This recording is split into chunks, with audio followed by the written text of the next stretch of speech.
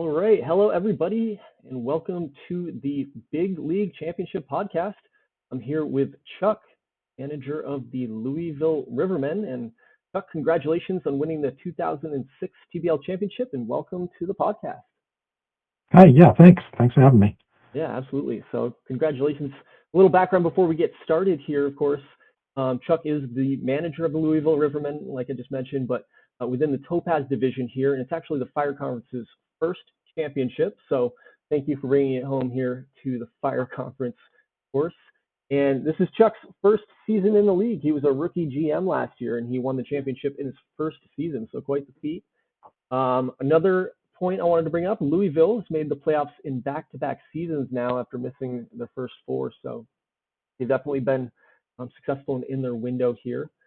Chuck is actually Louisville's fourth GM, and he's their second longest tenure GM here. So we started in 2001 with Jeffrey. 2002 to 2004 was Miles. He kind of rebuilt the whole team. 2005, last year was Mac, and he made the playoffs in his first season, but didn't get too deep. And then, of course, Chuck taking over last year and continuing into this season seven. And then the last thing I want to bring up here, which I find really fascinating, Chuck here is a fellow Vermonter. As many of you may know, I'm from Vermont as well. And it's just so funny to me that in a state of 600,000 people, that you could have found our league online and that you just joined this community. So I just thought that was really cool and wanted to point out some of the facts here. But Chuck, if there's anything I've left out about your team that you want to mention here real quick before we move forward in the podcast, feel free to share that now, and happy to give you a little window here. Yeah, well, when I took over the team, the first thing I noticed was that there wasn't a lot of pitching, not only at the major league level, but also in the system itself. So that was the focus of the first draft I was in, was to get some more pitching into the system. I had to sign a couple of relievers that first off season to help with the bullpen because there wasn't much. So I signed a couple of left-handers. I think I had no left-handers in the bullpen. I had, 3 in the rotation. So that was something I needed to take care of. Of course, I didn't have a lot of money to spend either because we're near the bottom in budget. But yeah, let me back things up before we get too far into your team, Chuck. Let me just back things up real quick. I'm Sure. just wondering, what about your history in terms of out of the park? Like, when did you start playing this game, and what initially drew you to the game? Like, how'd you find it? Well, like a lot of people, I started playing during the pandemic. I bought 20 back then, just to play around with. I set up a league of my own, a fictional league set in Vermont. But I found playing that way, I just didn't really care for it too much because it was just me and the AI. And Are you talking about an offline league? Yeah. Yep. I didn't really care for playing just that way because it just it's different playing against other people, real people. No, totally it makes a whole lot of difference. So then I started to look.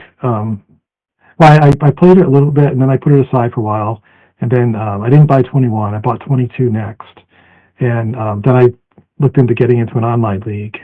So the first one I got into, I'm still in now, and that's been a really good league to be in. It's a regular. It's based on the major leagues. It's not a fictional league. And my third team is the Red Sox, and so that's the team I manage there. And then after playing in that for a while, I wanted to get into another league. So this time I got into a fictional league. It's a promotion relegation league.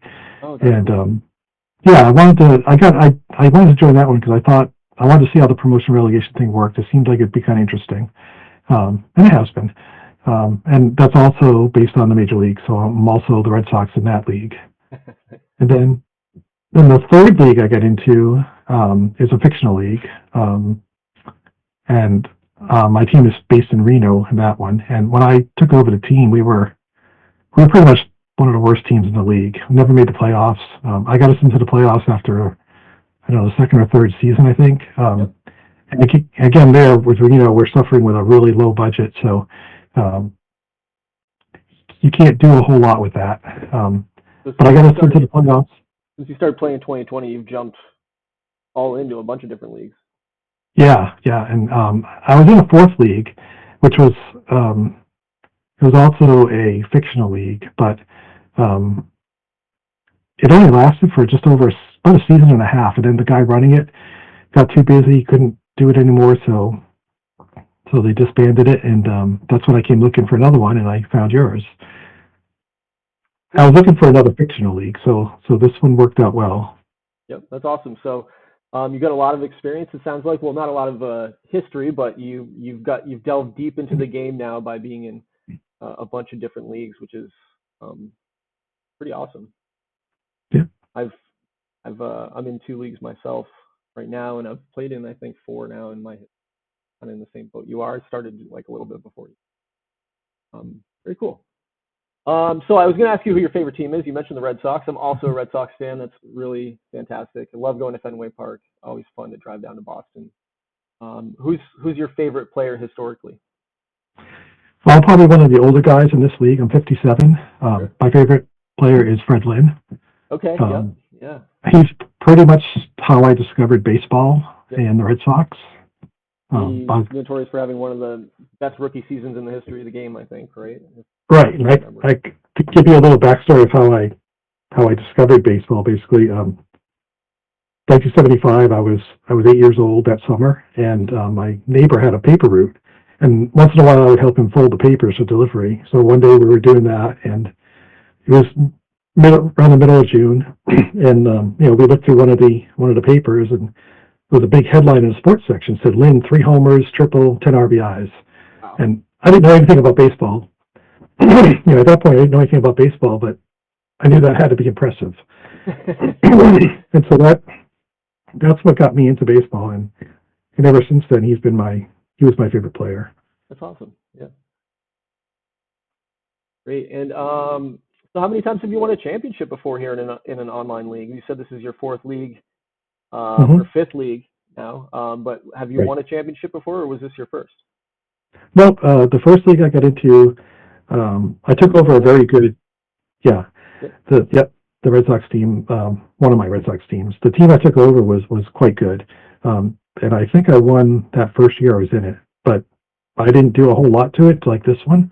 I already had a pretty good team that I took over, so that helped. And then I think I've won once or twice in that league since then. I definitely won once. I might have won another time also. So I think I have 2 or 3 championships in that league, but that's the only ones I've had aside from this one. All right. Yeah. And now let's shift to your team. Let's talk a little bit about these Louisville Rivermen that you've brought to the top of the mountain, so to say, right? Right. Real quick. So what were you started to get into this a moment ago, but what were your thoughts coming into the regular season? You mentioned you were lacking pitching. That was something you had to address right away. Right. Yeah.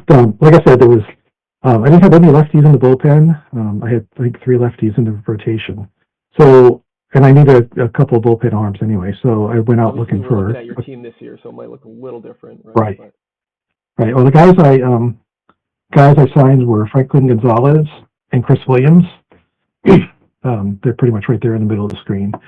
Um, so those are the 2 lefties I signed to give me some, try to balance the bullpen out a little bit more, not be so right-handed. yep. And they both did pretty well for me. I didn't get disappointed at least. All right, 1 second. Something's going on with That's okay. the frame here. I can't here.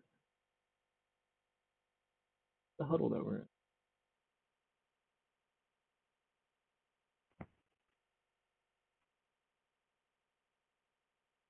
Well, if I can't change off the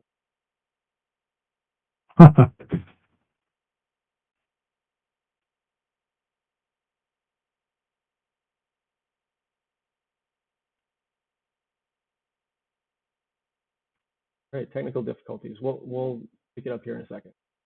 No problem.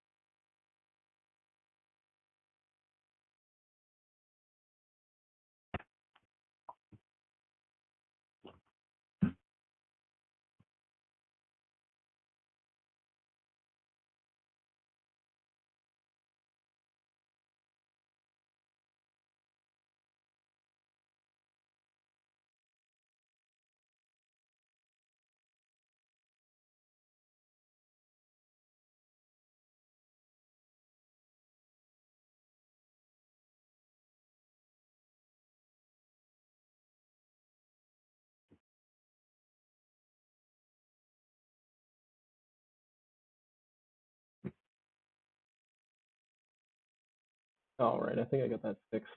I'm using my streaming thing, put it like an overlay Hmm. I had there before. But anyways, back to it. So sorry, you were talking about your lefties. So we got Franklin Gonzalez here. The other guy Right. you had mentioned was Chris Williams. all right. Yeah. Yep. Yeah, they both had pretty decent seasons for me. Like I said, I wasn't disappointed with their performance. And they helped balance out the bullpen, which is what was needed. Yeah, yeah. So sometimes, I mean, it's not always these top end bullpen pieces that really can provide those anchor supports that really provide that depth that you need. Hmm.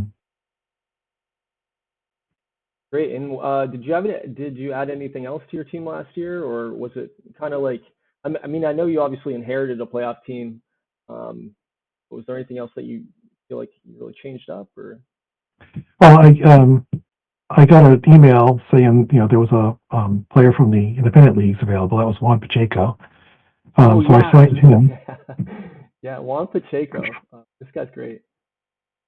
And it's not the same. I guess it's another Juan Pacheco, Yes, or was yes. another one, but this is somebody different, I guess. So the Fire Conference Um, podcast isn't out yet, but I talk about this a little bit because in the playoffs I talked about that, right? I was like, oh, you must have gotten this right. guy from Virginia. But let's just take a look real quick because this is so funny to me. This guy's a doppelganger because we just had a guy retire named Juan Pacheco, and he was really good. And he Yeah. retired in 2005, and then all of a sudden this guy out of nowhere, international signing 2006, 2007. He's also an old man. So I just thought that was just such a weird coincidence. Right. But yeah, no, Yeah. he's had a great season. I see he's locked up for a good amount of money. I think I signed him for 3 years, so I got one more year left with him. Yeah, he's got a team option next year. Yeah, I like team options over player options. For I sure. like to have the control. Yeah.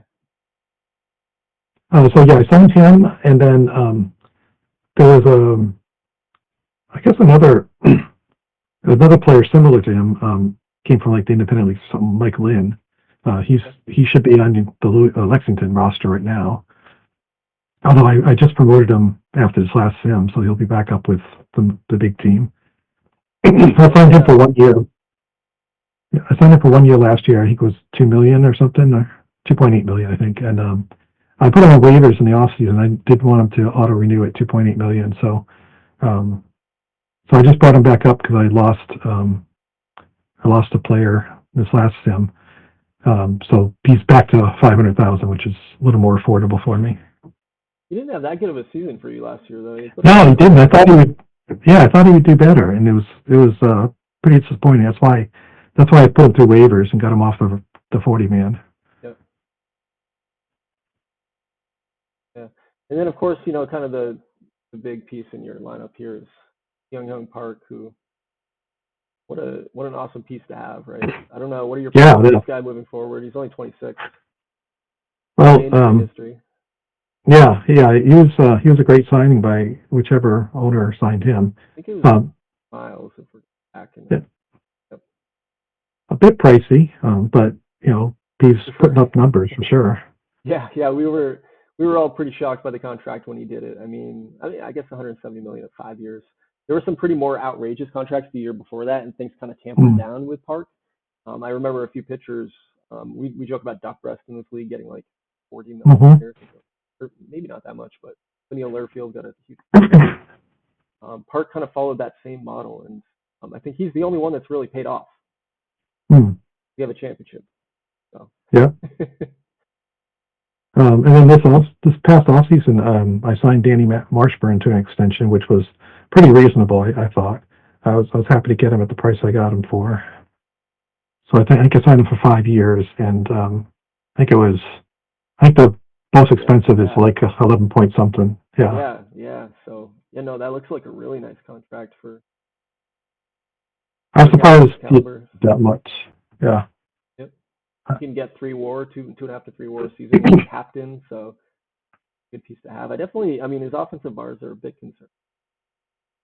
Yeah, but he's been pretty solid since I've had him.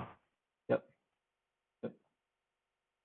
Yeah, good on base percentage. He can't hit great, but he can get on base. Harvey, this guy looks really young. He was a rookie for you last year? He was, yeah. Yeah, I brought him up because he's pretty much maxed out on his ratings, and there was no sense leaving him. And you see what he did in 2005 at Double A. He hit 42 home runs. Oh, wow. Yeah. I had him at AAA for a little bit, and then I brought him up. But he didn't get a lot of playing time. He was like part-time player. But Off to a really nice start so far this year. yeah, and it seems like my field kind of caters a little bit more to lefties, and especially to gap hitters. It's got some big fences. Yep. And, hard to hit a the home run in the home ballpark. Yeah, it is. That's why I was looking more for. That's why I was looking more for gap type hitters. Yeah, that makes sense. Build around what you can do, right? Because triples and doubles, I mean, they're off the charts in this park. Right. And so he had like what 60, I think 60 gap. So I was hoping he'd hit a decent amount of doubles. Yeah, and he plays a decent field. He's not, Mm-hmm. but a good corner outfielder. I'm always confused. Like, I mean, again, you pointed out, I mean, he's only missing 5 points here and 5 points here. He's pretty much Mm-hmm. maxed his bars, but still only 50 to 60. I just sometimes don't understand. Yeah, I don't either. It's like his splits are a little, leans to the right-handed hitter more than left. Mm-hmm. Yeah. Peace, I do like Pacheco. I remember this name. I don't know why. Of course, I called the postseason last year. Right. My parents stuck in my head. Yeah. So he, I brought him. I think I had him on the roster in the postseason, and this off season, that other guy, the 30 contact catcher I had, he decided to retire. So, Okay. I made this guy the primary catcher now. He's got he's got better catching ability and catch in arm than the other guy that I have on the roster, and his hitting ratings are better also. But if I run the auto populate the lineups and stuff, it always puts the other guy into the catching position. Yeah, you can't always trust those auto-populate lineups. Right. Yeah. I've definitely seen some really squirrely suggestions. I feel like in my first year here, I had a guy named Nate Tester who was like a 70 overall catcher. They kept wanting to start my 45 overall catcher. Mm-hmm. Without even putting Tester in the DH. So I really questioned my manager. Right. Yeah. In terms of guys maybe who we're not looking at here on the screen because they're no longer a Rivermen, was there anybody on your team last year that has now gone to another team? Jordan Adame opted out at the end of the season, and I think he signed with Lehigh Valley, but I'm not sure. Yeah. Looks like it. Yeah, that's going to be a loss for you for sure. Although he's off to a pretty rough start in Lehigh. And I think he was making $20 million with the contract we had, and then he opted out, and now he's getting $17 million. So yeah, I think if you go to history, maybe who knows? But he wouldn't sign an extension. Nothing. Or? He was still under contract. He just had a player opt out, and he took the opt out. Oh yeah, I understand. Sometimes though, like I feel like I've got off season set up where they opt out, and then you have the sim to try to make an offer on them before they hit the agency. But every situation is different. I don't know what happened. And then he's got a no trade clause here, but he's already ready to get out of Lehigh, and he'll go and try to find funny. The off season before my first come back to Louisville just to be on your radar. Yeah, I see that. Yeah. Sorry. The previous off season when I first took over the team, Rob Coffey, the first baseman, he opted out. I think he was making like $38 million or $34 million, something like that. Wow. Yeah, that's fortunate. And he ended up taking quite a bit less. But it helped me out big time because it gave me some money to spend because I didn't really have any. He's taking $12 million a year right now. So yeah, if you go to his history, it will show you what he had for. Yeah. Well, $37 million. My goodness, this man doesn't care about money. Apparently not. No, he just didn't like Louisville, I guess. Oh my goodness, yeah, crazy. And now he doesn't have a ring because of his poor decisions. Right. Yeah, and him opting out allowed me to sign Pacheco and Mike Lynn and the two pitchers. That was a gift from the heavens. Nice. So, are there any moments from your regular season last year that kind of stick out as like like key moments in I the season, can't, I guess? I can't really say there are because, these sims are Yeah. 14-day sims. I'm not used to that. All the other leagues are 7-day sims. Yep. So I pay more attention to each game. I usually look at the box scores of every game. Yeah. No, I And totally so get that. it throws me off in this league to, I'm used to going back to 7 days. And this one throws me off sometimes. Yeah, I hear you. I feel like the one thing that stuck out to me, I feel like you got in Fuego in September. So right as you were entering the postseason, before you made this magical run, your team was on fire. Definitely won Yep. the wild card in the Fire Conference pretty easily, I feel like. Yeah, I think by seven games or something. Yeah, and it was close, I feel like, at the beginning of September, and then you just like stopped losing. It was really sweet. So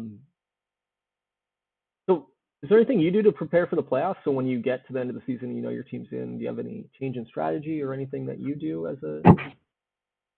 I tend to look at for my starters. I tend to look at how they do home and road, and I try to line them up. Yeah, I try to line them up that way. So the guy that was number one during the season may not start the first game for me. It depends on his splits. Yeah. Yep. So like Yuri's better pitcher at home. Yeah. No, I totally do that as well. That's like one of my favorite strategies for the postseason. And then I also look at how they pitched against their opponent that they're going to be facing, but sometimes they've only pitched one game, so it doesn't really tell you anything. Yep, that's true. Cool. And so when you get to the postseason, you had a pretty amazing run, right? I think this is another statistic here. You're actually the first wild card team to win the championship. Every other team that had won the championship before you had won their division. So pretty cool little stat. You had to go through the extra round and still were able to take things down. The first series you played against Spokane and won that 3-2 in a decisive game 5, right? Oh yeah, when I blew them out of the water. Yeah, yeah. I felt a little bad about that. I was exchanging messages with Chris during the sim. Yep. And I started writing. Well, I think I wrote. It's not over yet. And it was like 9-0 then. And by the time I finished it, it was like 15-0. So I added, yeah, it is, even though. Yeah, that was a bloodbath, and that was such an interesting series. If you remember, I think every win was by the road team. Mm-hmm. Yeah. You won the first. I couldn't believe. You came back, and then you won that game. Yeah. On the road. I couldn't believe how they just went crazy in that last game, and I think they had a 12-run third inning or something. It was nuts. Yeah, and it was clearly enough to like really get your team motivated and ready to go for the next series because you didn't have much trouble dispatching San Diego, who was the number 1 seed in the Ruby division. You won that series 4-1 in a romping. What did you think going into that series? Like, what were your expectations? Well, my expectation was to lose. I didn't expect to. I had no expectations in the postseason at all. I was just, hopefully they go as far as they can, and they just happen to go all the way. But I didn't expect to beat San Diego. I mean, in the wild card game, you probably have a better chance because you're not playing the top team. But it's the postseason, so anything can happen. And I guess my team was just hot at the right time and carried me through. Yeah, absolutely. And I mean, they really did. They kept carrying you through the conference championship. You beat Huron 4-1 as well. That wasn't very competitive. Same kind of thing happened in all these series too. You won the first 2 games. Like you just went on the road and you just won. Yeah. Really made it. I think actually Huron might have finally dented your armor and won a road game against you, but and then you finished them off in Louisville. I don't remember much about the championship against Galveston. I feel like I was like maybe on fumes at that point, but anything you pick out from the last few games here? You won that series 4-2, and then became the champion. Yeah. Anything else that you remember from the end of your postseason run? Any players that had like big impact? I think Pacheco woke up a little bit in the postseason, especially later in the postseason. He hadn't. I don't think he did much early on during the playoffs, but I think he got a little better towards the end. And for what I'm paying him, I was hoping he'd better do something. And Park was his normal self. He had a lot of, yeah, I think he had like 27 RBIs or something in the postseason. He was the MVP of the championship. Yeah, I think he had like 27 RBIs in the postseason. It was pretty crazy. Yeah, 26, but still, yeah. Yep. 8 home runs over 21 games. Yeah, so that certainly he was earning his money for sure.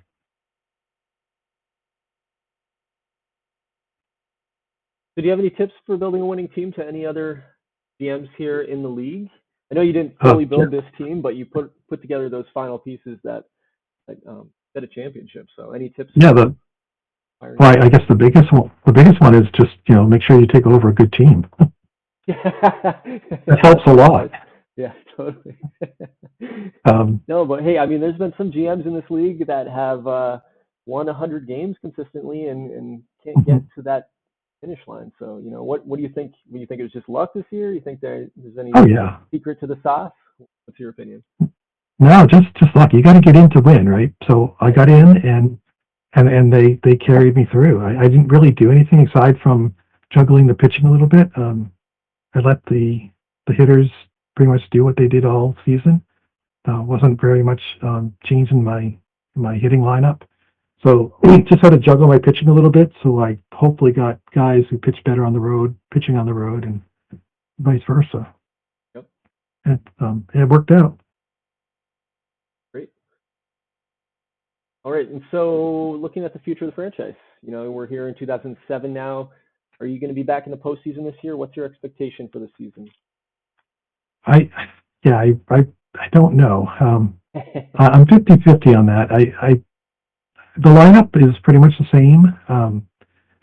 Like I said, I lost Adame, and then of course Hazeltine last year had a career-ending injury, so I lost him halfway through. But Brandon Geary, I brought him up, and he's doing pretty well so far. And for this upcoming sim, I brought up another pitcher that I drafted last year, my first draft pick last year in the first round, Walter Vara. So I brought him up, and he's going to be in the rotation. Yeah. So gave him a little shout out on the Fire Conference podcast. He definitely looks like he's going to be a nice little piece.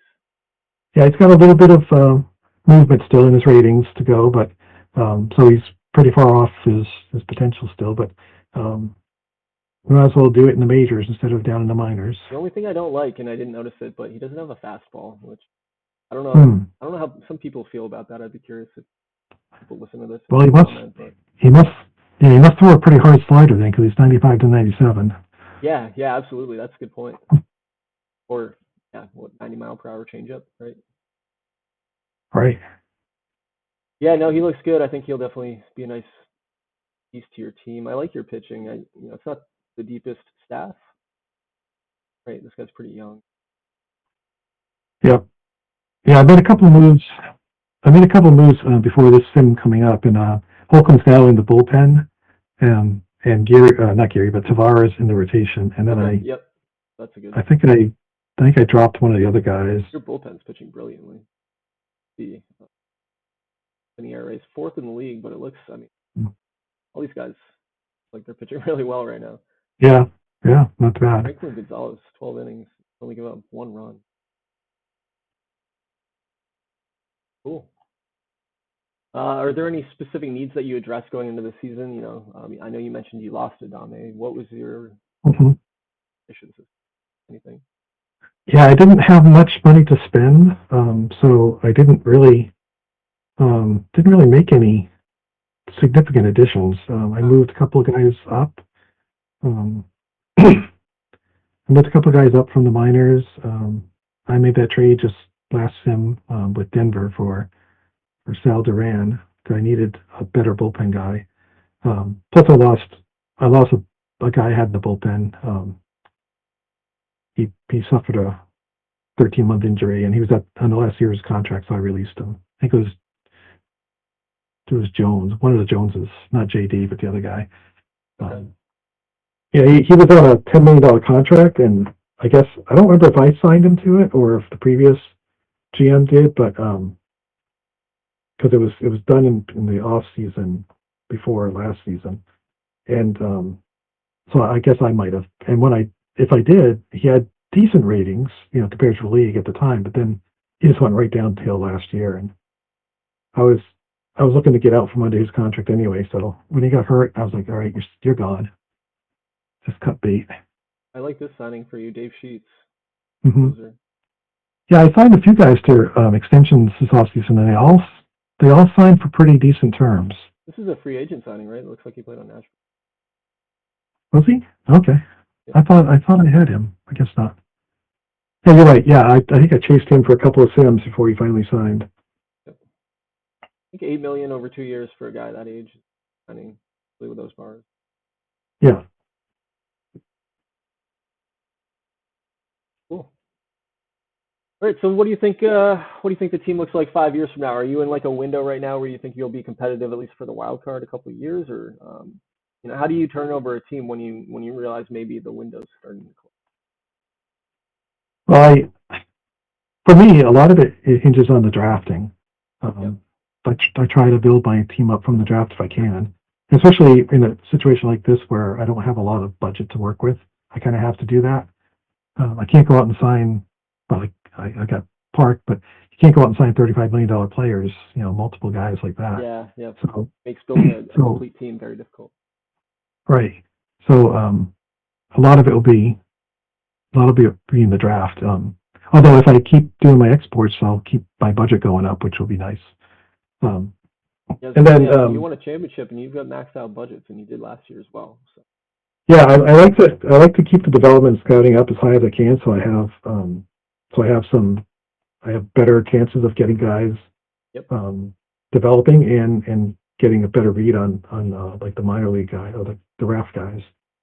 Yeah, I feel like I'm kind of with you on that. I try to keep my development budget max as well because I mean, a TCR is awesome, right? Like when some guy randomly just like Hmm. bubbles up, that's so fun.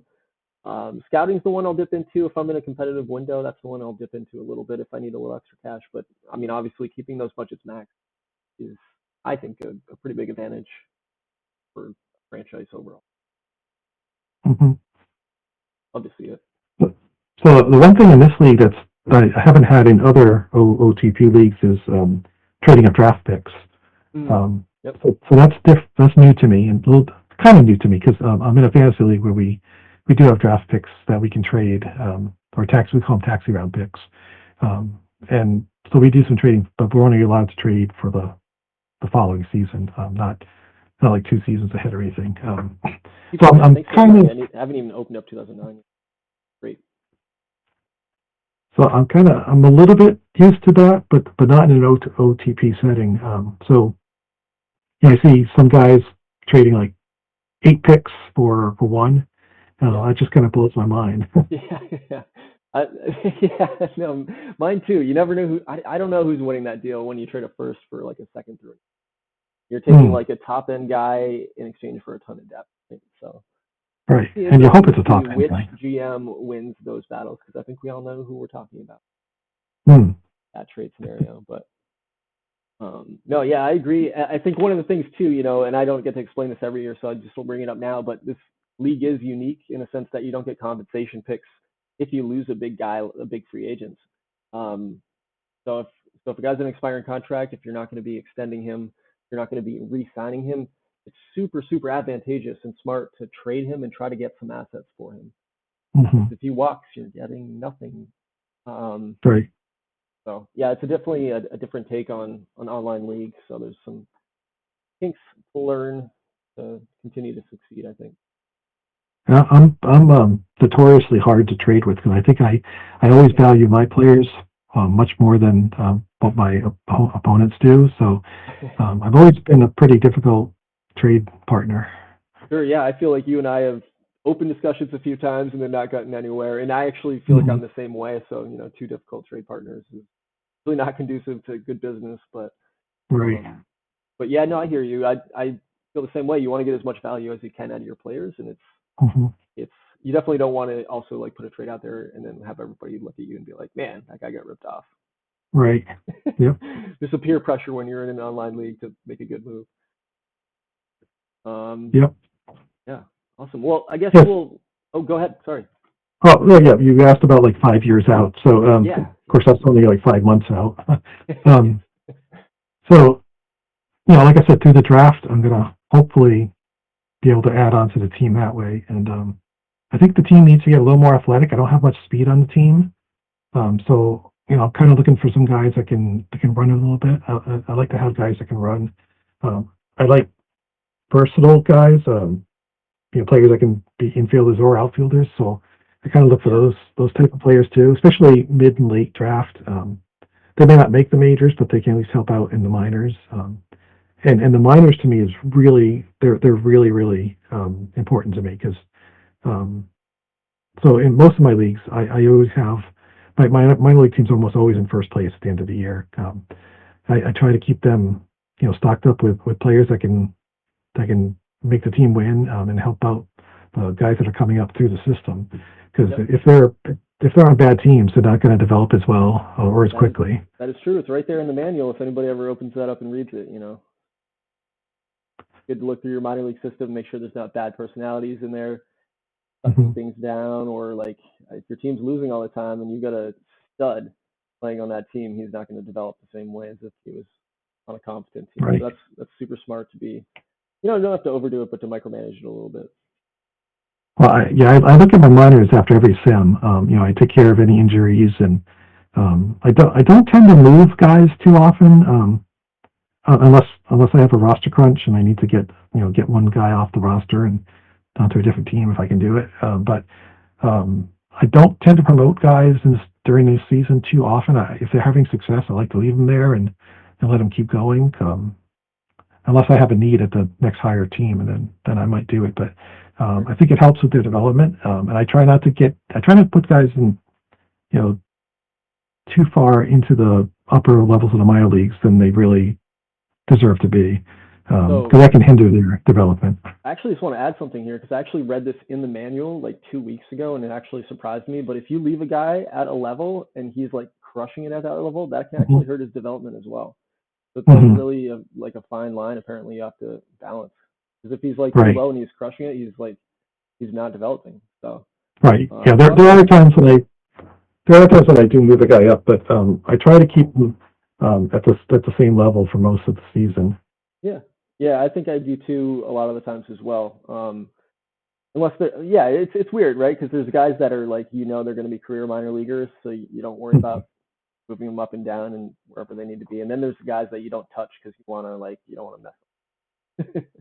Right. And sometimes those career guys are, they may be crushing it at one level, and they're not going to make your major league team ever. But they're good in the minors, so I'll just leave them at the level they're at, because I'm not really worried about the development. I just want them to keep helping the team to win for the prospects that are there, if there are any. Yeah, yep, yeah, makes sense. All right, Chuck.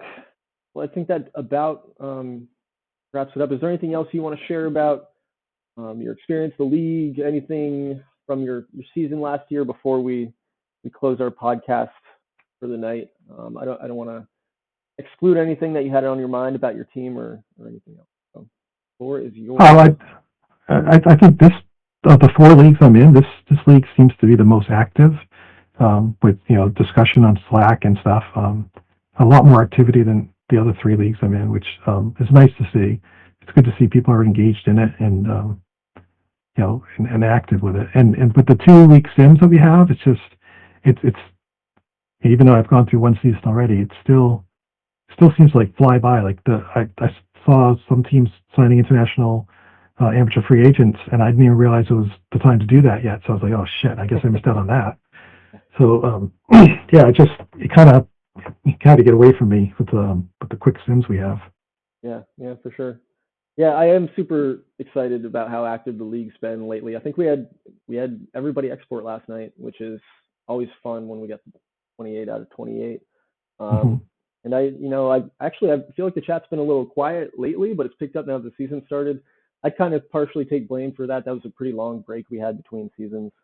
Um, I'm actually looking to maybe shorten that up next season. So I think we're going to go from a Yeah, rotating 6-week schedule to a 5-week schedule. So if you think it's fast now, it's going to speed up just a little bit yeah. faster. I saw your comment about, but I saw your comment about the long break between the seasons, and I just kind of laughed because I was like, that wasn't long at all. It was, Oh, well, I'm glad you feel that way. Some people were DMing me, like, kind of mentioning that they were ready to start the season up again. and some of my leagues, they're the off season takes a good three or 4 weeks to run. Oh yeah, one of my first leagues, the off season took like a little over a month, and I couldn't stand it. It was such a drag.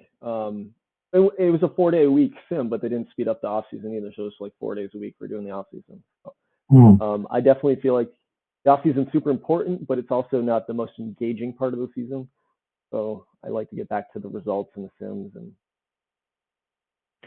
yeah, one thing I did, one thing about the quick sims is that you don't, for spring training, I think we have 2 sims of games, and that's it.